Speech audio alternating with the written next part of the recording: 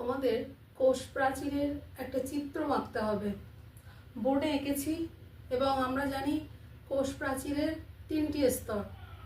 তাহলে প্রথম যে স্তরটা বলেছি সেটা হচ্ছে মধ্যচ্ছদা বা মধ্য ল্যামেলা।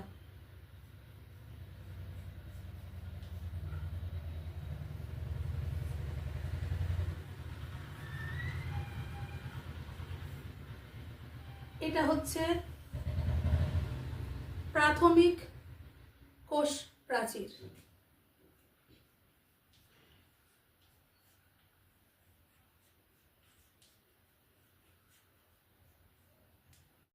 আর মাঝে যেটা দেখছো এই তিনটেকে একসঙ্গে বলা হয় গৌণ কোষ প্রাচীর।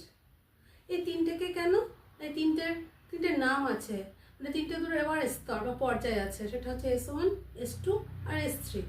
সেইগুলোকে একসঙ্গে নিয়ে বলা হয় গৌণ। S1 ফর সেকেন্ডারি, সেকেন্ডারি মানে হচ্ছে তোমার গৌণ।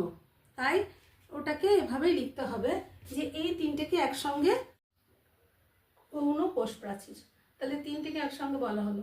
এই জাস্ট এই তিনটে আমার স্ট্রাকচারে থাকবে। মাঝখানটা একটু ডট দিয়ে দাও। আর